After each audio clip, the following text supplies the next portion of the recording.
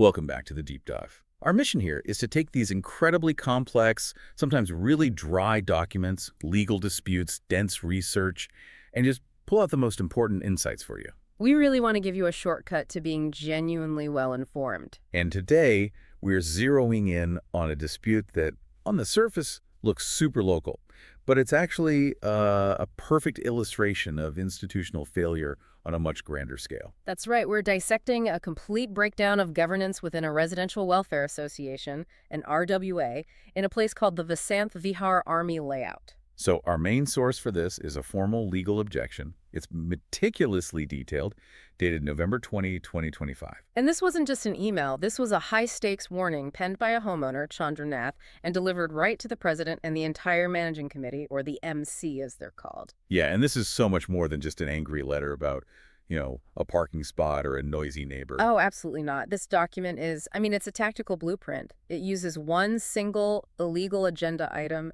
as a lever. A lever to do what exactly?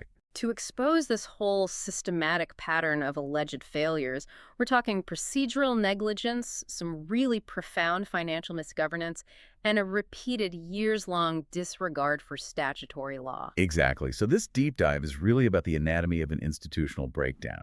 We're going to pull out 3 key insights for you.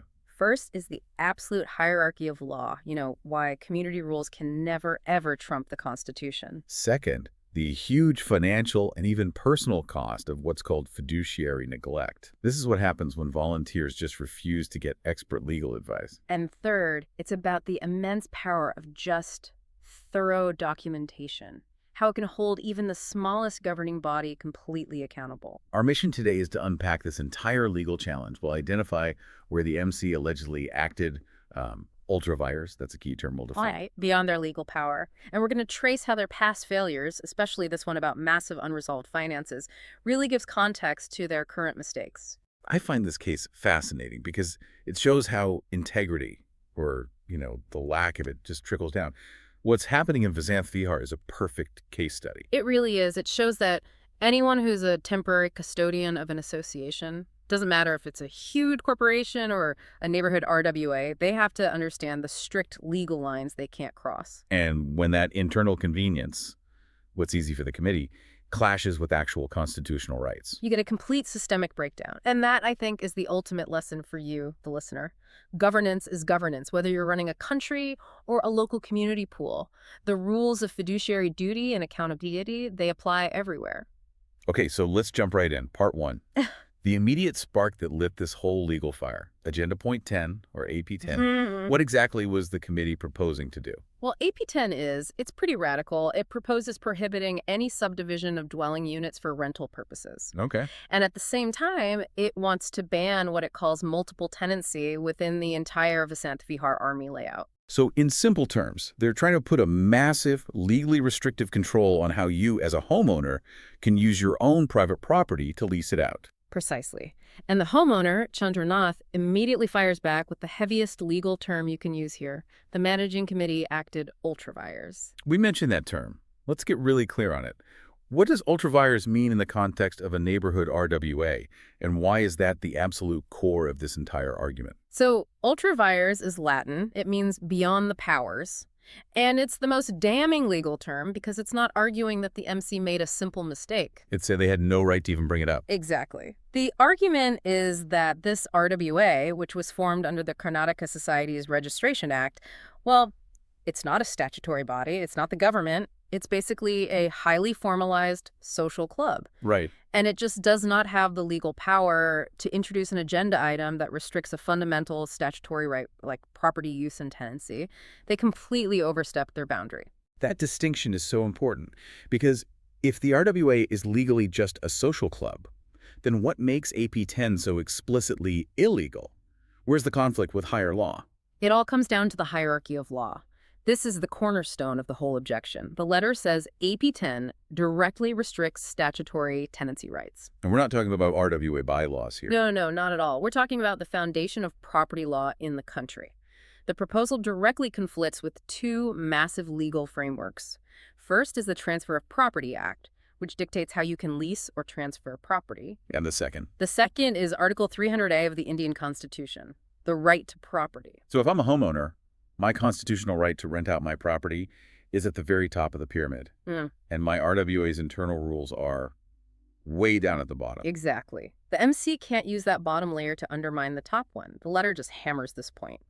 The MC's legal limit is strictly defined by the act they're registered under. They have zero authority to create a rule, even if a huge majority of members votes for it, that invalidates a constitutional guarantee. This brings us to a really critical point about the annual general body meeting, the AGBM. The MC was planning to put this proposal up for a vote. What does the letter say about the power of that meeting? The objector makes it very clear that the AGBM does not have the power to legitimize any legal act. So even a unanimous vote wouldn't make it legal. Not at all. If the proposal is ultra vires from the very start because it steps on statutory rights, then just moving it forward for a vote is, in itself, an unlawful act by the MC. So the individual committee members are breaching their duty just by tabling it. Yes. The illegality is baked into the proposal subject matter. The vote count is completely irrelevant. Now, RWAs often try to use these very specific, sometimes circular definitions in their own documents to enforce rules. How does Chandranath deal with that attempt by the MC to misuse their own bylaws? Oh, this is addressed head on. The MC might try to argue that their own internal bylaws define a dwelling unit in a way that bans multiple tenants. Right, a classic move. But the objector anticipates this. The letter states very clearly that definitions inside the RWA's own documents, bylaws, association rules, whatever, they cannot override higher statutory tenancy rights. You can't just define away the law of the land. So the RWA's rules exist in their own little bubble. A very strictly confined one. And when they collide with something like the Transfer of Property Act, the act always wins. The RWA has no legislative authority. Okay, so let's pivot to the MC's likely reasons for AP10, their alleged concerns. I assume they argued this was all for the good of the community, right? Of course. The usual arguments are about, maintaining community character, managing infrastructure, dealing with a nuisance. And the objector saw this coming. A mile away. The rebuttal is very targeted. First, simply renting out your unit or subletting does not automatically violate zoning laws.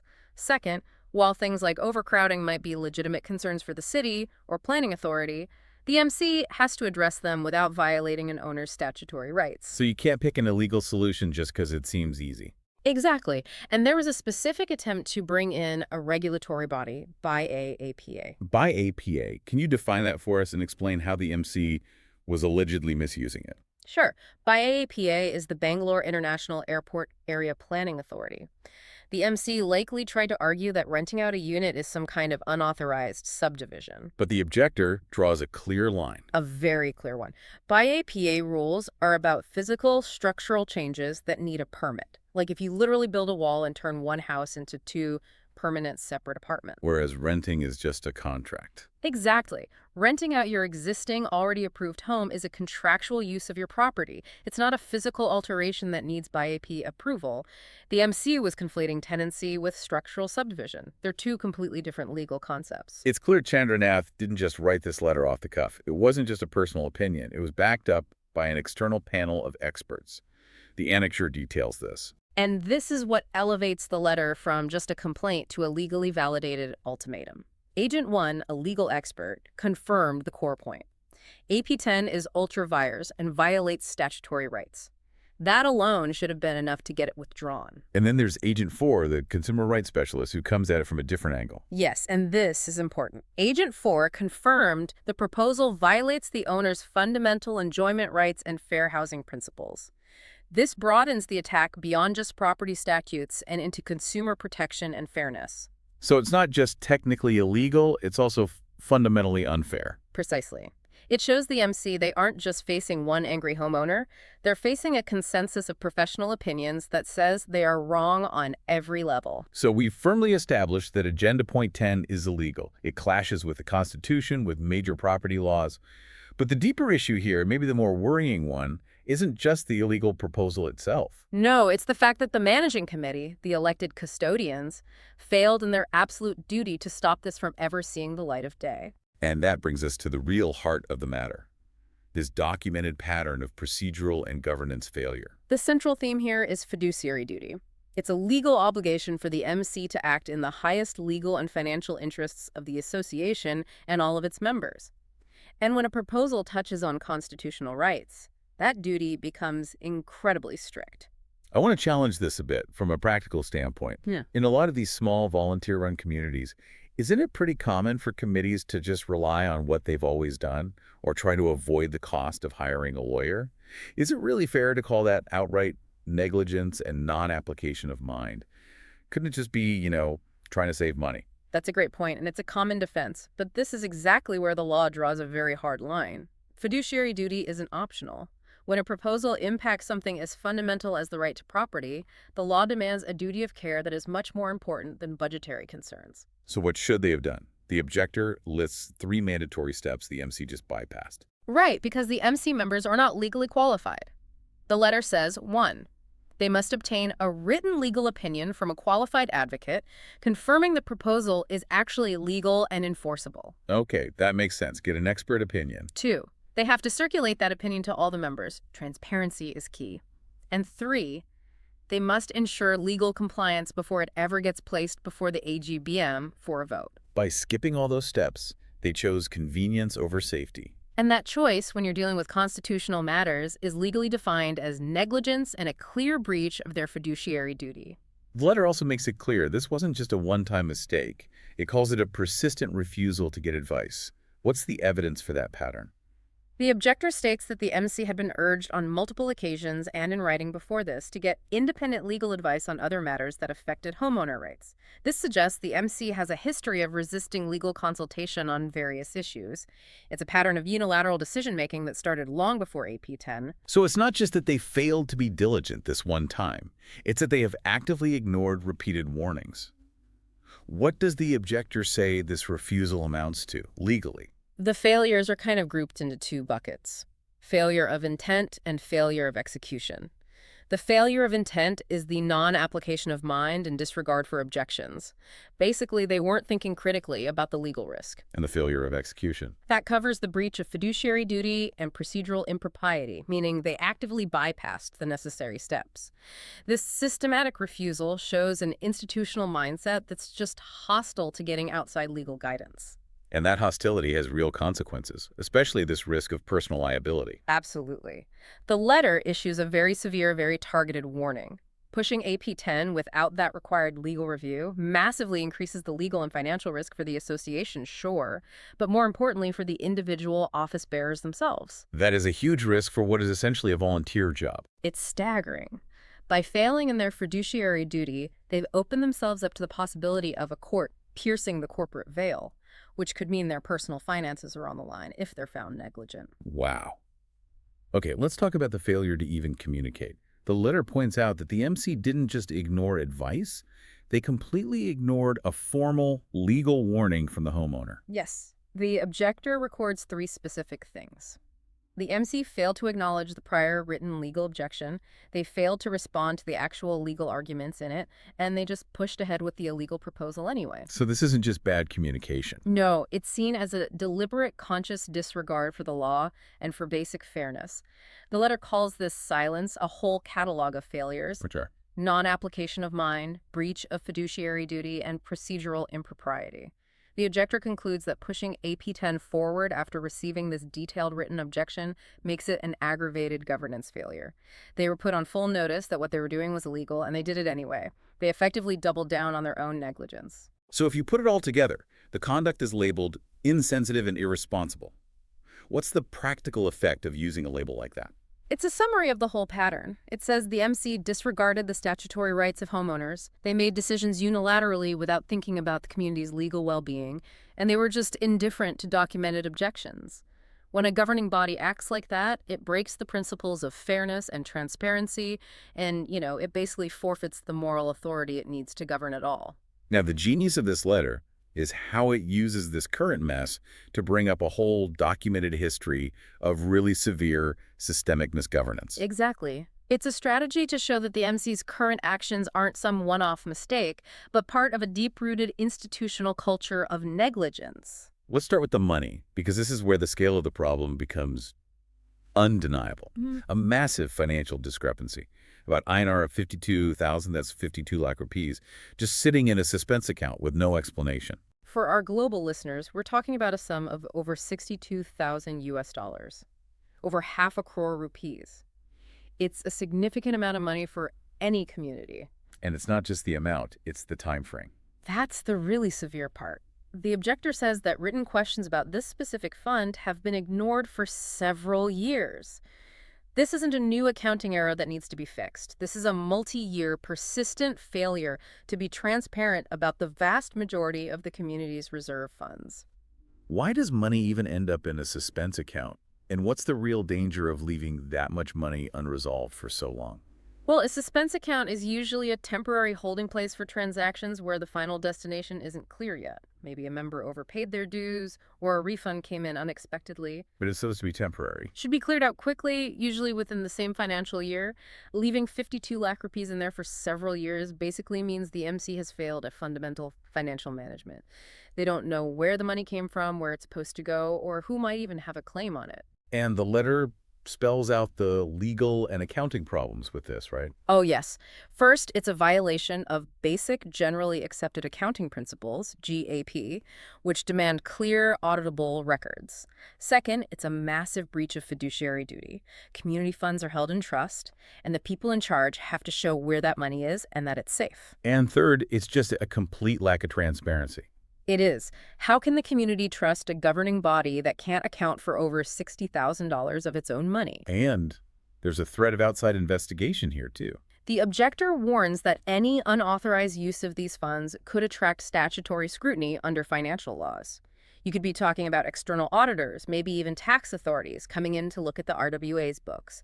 If the office bearers can't produce documents or explain the suspense account, they could face huge personal liability. That is just heavy. But the misgovernance isn't only about money. The letter details another huge historical breach, the illegal sale of common property. And this might be the most fundamental failure of all failing to protect the community's assets. The objection states that a sale of common property, it could have been a small park, a strip of land, a utility area, happened almost 10 years after the layout was handed over to the residents. Okay, let's spend a minute on this, because understanding why this sale is considered void ab initio is so important. Why does that 10-year delay make the sale legally impossible? It all comes down to a legal concept called vesting. Under Indian property law, the moment the developer hands over possession to the owners and signs the conveyance deed, the common areas legally vest in all the individual owners collectively. They stop belonging to the developer. They become a shared, indivisible asset held in trust. So ownership of the parks and roads transfers from the developer to the thousands of homeowners. Precisely. The builder, after selling the homes and the common property rights attached to them, has no further title. So if the builder, or the RWA, tries to sell that common property 10 years later, it's legally impossible. The seller no longer owns it. The letter correctly says the sale is void ab initio invalid from the second it was signed. And that 10-year delay just makes the argument even stronger. Much stronger. The objector points to the Limitation Act. Even if you wanted to make a crazy argument that the original seller had some kind of leftover right, the decade-long delay means that right would have been extinguished long ago. The MC's failure wasn't just in making a bad deal, it was in failing to prevent a completely illegal transaction from happening at all. So by documenting this, the objector connects that historical failure to protect assets directly to the current problem. It's all part of a clear pattern of governance failure. It establishes credibility. Chandranath is basically saying you can't govern the future responsibly when you have consistently failed to account for past assets and finances.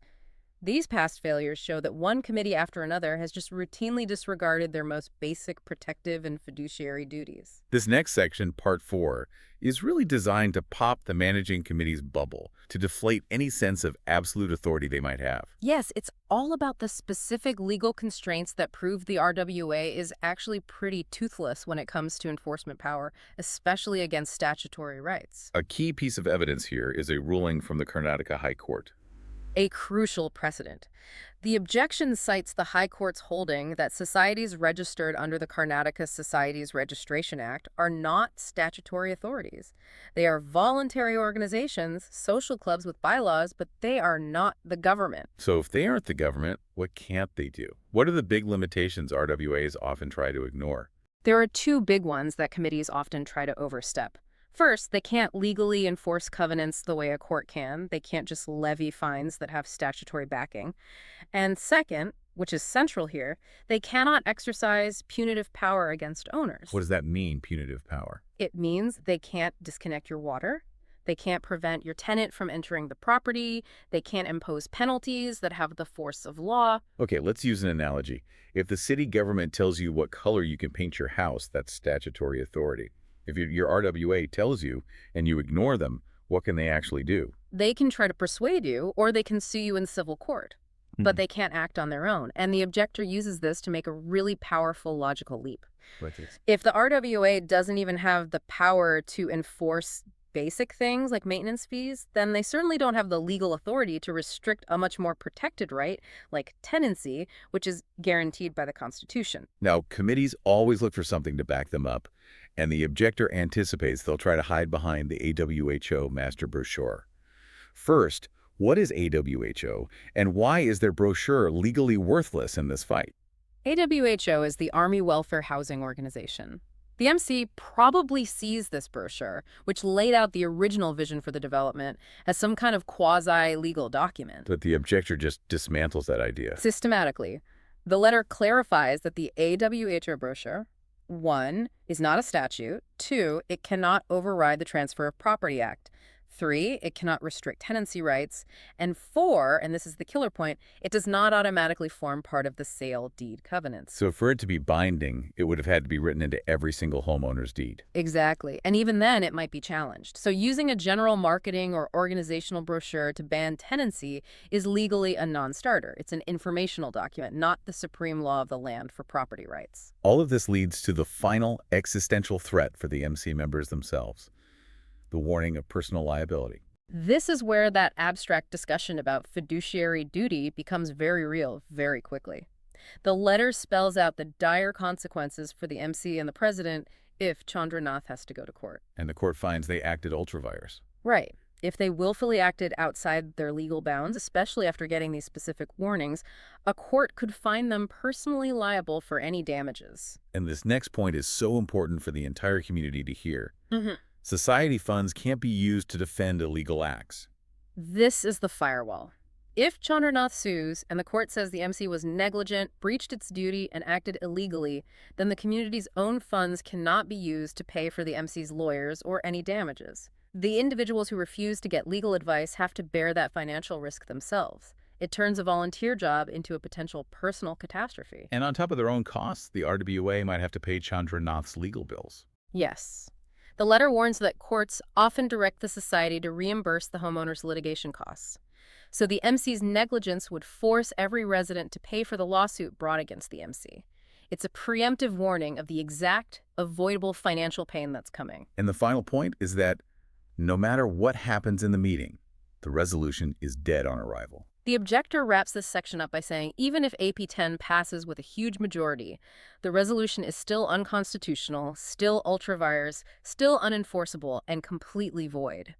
And they're warned not to even try to enforce it through illegal means, like blocking tenants or cutting off utilities, because trying to enforce an illegal rule is itself another illegal act. What I think gives this legal objection so much weight is that it doesn't just stop at legal threats and pointing at procedural failures. No, it elevates the entire discussion into this high-level philosophical reflection on what good governance even is. It's about institutional integrity and human choices. That shift in tone feels very strategic.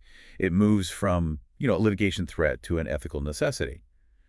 The letter is basically arguing that legal disputes aren't just about legal details. They're a reflection of choices. Exactly. Diligence versus indifference. Responsibility versus avoidance. Fairness versus convenience. It's an examination of the institution's character. And the objector, Chandranath, makes this point that the strength of an institution really relies on the integrity of the people running it. Yes, and that duty is so easily neglected when there's no accountability. This links directly back to that unresolved 52 lakh rupees. That historical financial negligence was allowed to persist for years precisely because accountability was absent. Committee members just treated their role with indifference. The letter then frames the committee's role, and really the role of any governing body, as a temporary custodial role. What does that mean in the big picture for a community? It means the people serving today will be gone tomorrow, but the community and its legal foundations have to last. The committee members are just temporary stewards. They're managing an asset, the layout, the money, the legal integrity that belongs to generations of owners. So the real measure of their success isn't the power they exercise. No, the document emphasizes that good governance is not defined by power exercised, the ability to pass new restrictive rules. It's defined by responsibility, upheld their faithfulness to the existing legal and financial rules. This makes me want to look at the 7 fundamental principles listed in the letter. They really feel like the foundations for community trust that the MC has allegedly just shattered. We can trace every single one of these principles back to a specific failure we've already talked about. It provides the theoretical grounding for the legal claims. Okay, principle 1, respect for law over convenience. This is the AP10 debate in a nutshell. The objector says laws are safeguards, not obstacles you can just bypass for administrative ease. The MC wanted the convenience of controlling tenancy, so they tried to bypass constitutional property law to get it. Principle 2, integrity in governance. This says representatives hold stewardship, not authority. Their actions have to be transparent and faithful to everyone's rights.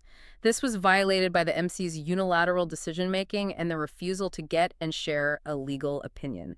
They hid information from the people they serve. Principle 3, protection of individual rights. This is huge. It says no collective decision, no majority vote can override statutory or constitutional rights. This is the legal trap of AP10. Even if 99% of residents vote for it, it's void. The majority cannot vote away the fundamental property rights of the minority. Principle 4, financial accountability.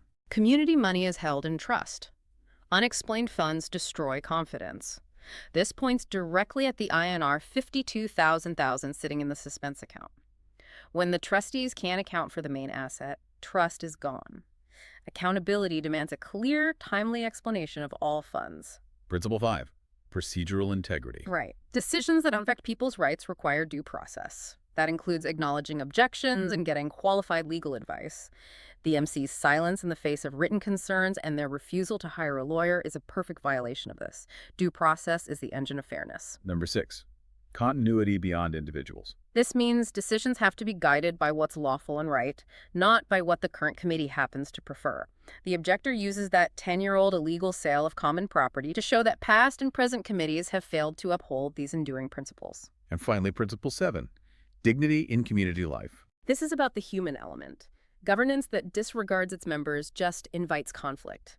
The whole process, ignoring letters, refusing legal counsel, moving ahead unilaterally, it's documented as a process that treats members with disregard. And by doing that, they created the very conflict that Chandranath is now forced to escalate legally. It's an invitation to a lawsuit. So these principles aren't just a feel-good add-on at the end. Not at all. They serve as the entire ethical framework that justifies the drastic legal action.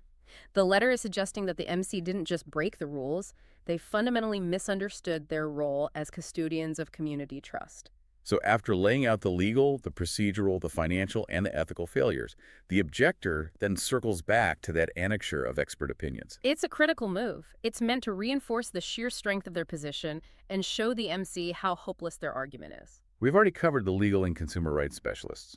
What about the others? What did Agent 2, the urban planning specialist, confirm? Agent 2 confirmed that zoning rules, the rules about the physical use of land, are totally separate from tenancy regulations, which are about contracts. This separation just preemptively dismisses any defense the RWA might try to build around land use classifications. And Agent 3, the governance and compliance specialist, gives the institutional backing to all those claims about procedural failure. Yes. This opinion confirms that the MC's actions actually constitute institutional failure. Agent 3 explicitly says that the persistent refusal to get legal counsel, combined with ignoring written objections, is an indicator of a systematic and certifiable governance failure. That's expert testimony saying the MC is professionally incompetent. And then there's a specific focus on risk from Agent 5, the risk management specialist. Agent 5 confirms that the MC's actions, especially pushing in a legal agenda point, create significant legal and reputational risk for the whole association.